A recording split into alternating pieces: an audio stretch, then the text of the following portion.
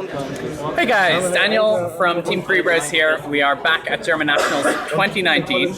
We have Chingun, also known as Nekroz Of Brionac, online, and you made top 64 at German Nationals. Yes. Playing Sky Strikers. Wow, originality. Extremely innovative. I mean, the deck is very strong. Before we get into the cards, do you have any thoughts on the deck? Would you recommend it for people playing Nationals in the weeks coming? Oh, to be fair, like during testing, it came up that actually Salad was more favored against Strikers. If this Salad player, if the Salamangreat player is really prepared and good at the game, you just instantly lose whatever version you're playing, either with mine or without. So if I had the time, I would have learned Salamangreat, but like I kept playing Strikers for a year, so I just stick with it. It's a safe pick. Exactly. Cool. Like you should play what you're best at. Yeah. If you have 2 weeks to prepare for stuff, then you can change deck, but otherwise it's good to stick with what you know. So for the deck, it's simple. The starters, 3 engage, Puree, a Rota, token spell for the starters. Yep. 2 field spells as well. 2 because we are playing mine and a lot of other field spell searches. We're playing 3 multi-roll as well. Are you playing first or second? I go second with this deck. I get to explain why. Yeah, like 1 Afterburner, 2 Jamming Wave. 2 Jamming Wave is the correct ratio, I think. Like 1 is not enough.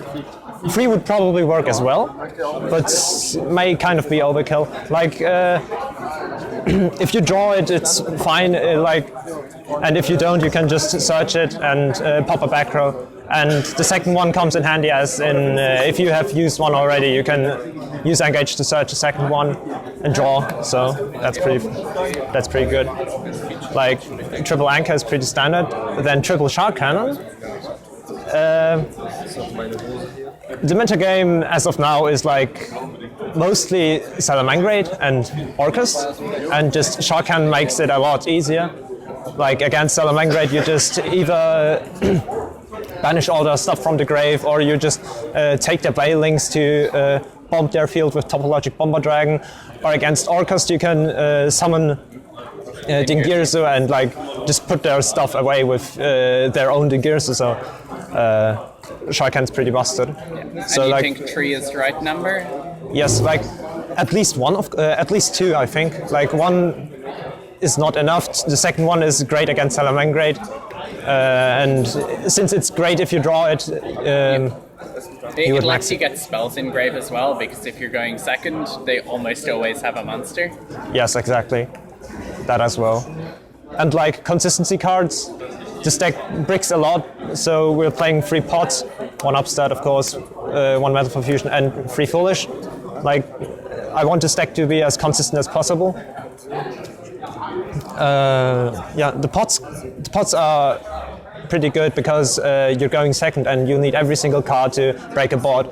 And since Kagari is at 1 and Salad and Orcust are, well, not this deck, every single card that you have to break the board is really needed. Yeah. We're playing 1 set rotation with triple mine and 2 terraformings. Mine is pretty important because it baits negations. It also acts like a Denko for hand traps like Ash or Wailer. Like if you just activate mine, it resolves, and then you clear the back row. You are safe of Ash, of Impermanence, of Wailer, of Phantasme, and you can just do your plays normally. It's basically a cold substitute at that point. Did mine perform well for you? We were talking to a lot of people who never actually got any benefit from it. Actually, I think mine is a bit iffy on that part. Like you needed to break through boards, but sometimes in order to sustain mine, you even have to out your own monsters. If you leave 1 monster, they will just relink Hitleo twice to shuffle your stuff back, and you would die. So you essentially out yourself in order to kill them, which is really awkward. Yeah. I think that's the reason why people don't like mine, and it's very iffy to play with as well, in my opinion. but it's like definitely correct. Against Orcas, if they have Bardiche and a monster, you just poke them with Hayate and that's it, because they can't link it away. For the last 4 cards, we're playing 2 Ash, because the deck is so dependent on Mystic Mine that the moment you clear Mystic Mine, you only have a Shard Cannon and an anchor, and like every deck can play through that. So I wanted something. Yeah, just some redundancy in case things go wrong. Yes, and 2 Mystical Space Typhoons as well, just to make space for Ash, essentially. Yeah. Mystical Space Typhoon is pretty important, as in baiting out Roar, Counter Trap Crescendo as well, and like random floodgates, I suppose. So 40 cards. Exactly 40. Nice. Okay. For the extra deck, it's pretty simple, like 1 Kagari, triple Hayate, triple Shizuku, 2 Kaina. Okay. The second Kaina comes up, well, not a lot, but it comes up enough to for you to play it, I think. Like essentially, even more so with mine, since you have, since the games tend to take longer, and then you just need a second copy of Kaina. The life point game is very important at this event. The worst matchup for a striker is essentially the mirror, so like this deck. So for the Link 2's Phoenix, Hita's just busted. What I forgot to mention, with Sharkan, you can special summon Sunlight Bolt directly underneath your Kagari, and then you can link the Kagari away and use Sunlight Bolt to recycle Kagari or get your Ash back. Which Pretty good. I really like that play. And you can do the same with Vita as well, but with Vita you mostly climb into Evening Gears or Bomber Dragon. How did you find Topologic Bomber Dragon? Because I've seen quite a few people this weekend who cut it. Ningirsu has been consistent. Everybody plays Ningirsu, but how did you feel about Bomber? I love this card because not only does it clear boards, it does a lot of damage reliably. Like with Boral Sword, you have to attack. And you have to make sure that the board is empty and all. But with Bomber Dragon, you can attack anything, and it will be 3k damage under any circumstance. Like if you're nearing timeout, and as in timeout, I don't mean kinda, but like generally getting closer to time, Bomber Dragon is really the MVP to do a lot of damage. And like 1 Boral Sword as well. It came up twice in the nats, I think, but yeah, it wins your games. Yep. 1 Violet Chimera because we're playing Super Poly in the side. Did you consider playing Avramax at all?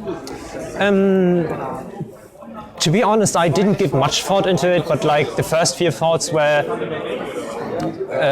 with Avramax, you make Avramax and pass.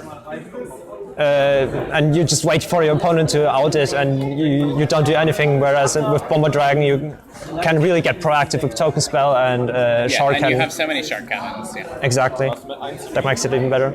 So for the side, we're playing 9 cards against the mirror: 3 Ogre, 3 Shadrite, 3 Twin. Like of course, Twin is also good against other decks, not against Salad or Orcus, because. Against those, you have your own jamming waves and MSTs, and that should be fine. Like Twin Twistering, a counter trap doesn't really pay out. Like Ogre is also fine against other random decks, but those are mostly against the mirror. Do you opt to go first against a mirror or second? Yes, I go first just to get a Shizuku Surge on Engage and to have Shadrite available. Shadrite is so strong. Basically maxi.